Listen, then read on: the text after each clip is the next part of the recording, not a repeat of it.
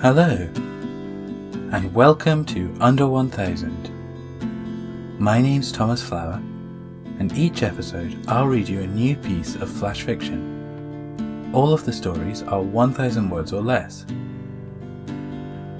Today, I'll be reading The Witch's Moment.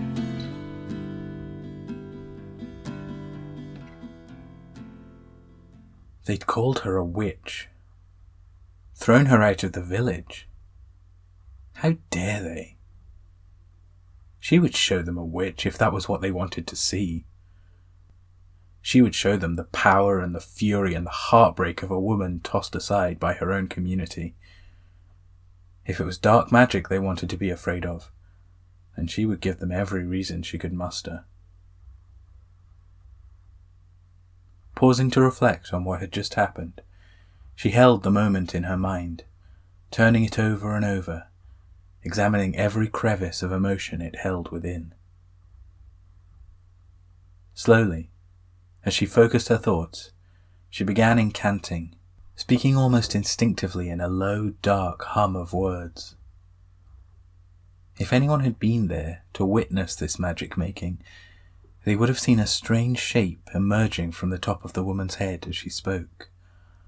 A wispy bubble, small, but so distinct that it was impossible to look away from. And if this fictional audience were to really pay attention, to study the shape hard, they would have noticed figures inside, almost like tiny statues, and yet clearly moving slowly across the scene within. And finally, just as this hypothetical person were taking a detailed inspection of the events taking place within this strange, mystical bubble, they would have been shocked as the woman conjuring it suddenly disappeared. With nothing left to support it, the bubble floated down to the floor. However, instead of popping as might be expected when it hit the ground, it lay silently, continuing to allow the figures inside it to move slowly back and forth within the scene they were now trapped inside. And joining those figures, cast aside once again, was the woman they had accused of being a witch, and who had plucked them from reality and placed them within this strange purgatory. For unbeknownst to all except her, she had taken a moment from time and encased it for all eternity within the bizarre orb she had managed to conjure right from the top of her head. The villagers did not realize they were trapped. Their thoughts and emotions were only able to reflect those they held while throwing the supposed witch from the village, continually resetting and playing out as the event slowly looped over and over again within the gassy shroud. The only one who knew what was going on within the whole scene was the woman who had created it. She felt at once vindictive and powerless, caught in her own torment forevermore. The only way to capture a moment like this was to feel the emotion strongly, and as such she knew that she would never have been able to perform this dark miracle with any other memory from her time in the village. There was no way for her to scoop up and condemn the whole community without also condemning herself. She'd known this already, and yet still she felt an unbearable wave of sadness, realizing that she'd not only jailed herself within her own worst moment for all eternity, but that she had ensured she would be the only one aware of this reality.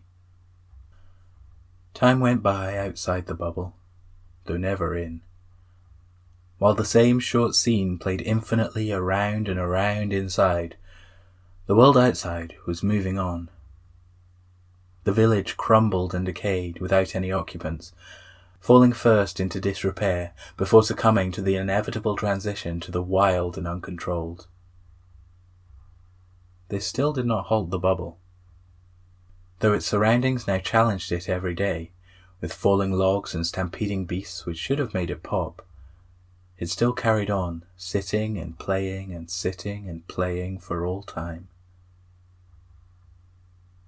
Eventually, after many years, the strange little thing was discovered, chanced upon by a couple exploring the woods. They were fascinated and delighted by this trick of the eye, this odd photograph, an unusual soapsud. Taking it home, they were quick to spread the news to their friends, insisting that everyone must see this unusual gem they had stumbled across.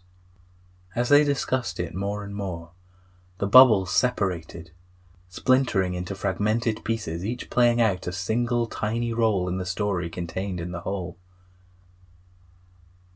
Upon discovering this, the couple were confused and frustrated, but eventually resolved to share these newly formed segments with friends and family who had seemed the most interested.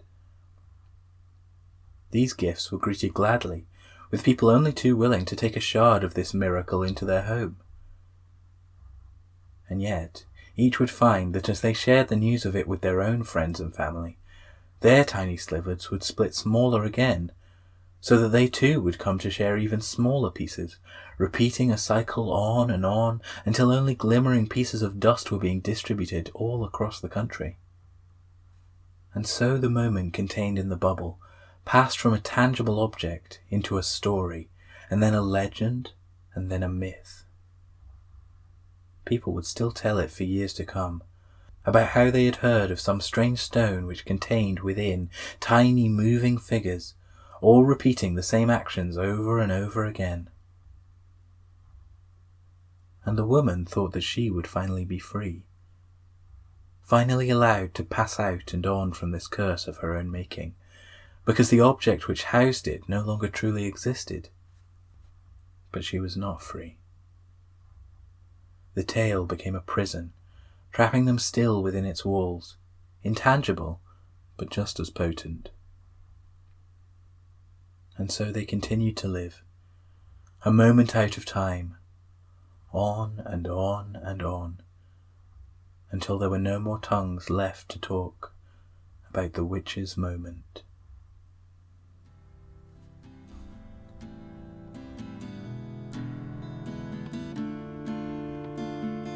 Thank you for listening to Under 1000. I'm your host, Thomas Flower. To follow the show online, look for Under 1000 Pod on Twitter or Facebook. If you'd like to support the show on Patreon, go to patreon.com/under1000pod, where you can sign up to read each month's stories in advance, as well as to have a thank you be read during these credits.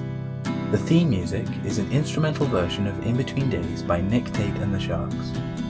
To hear the full song and more from the same EP, go to Nick Tate, NICTATE, and thesharks.bandcamp.com, or search for them on your favourite streaming platform. I hope you enjoyed this episode, and that you'll join me again next time for some more super short fiction.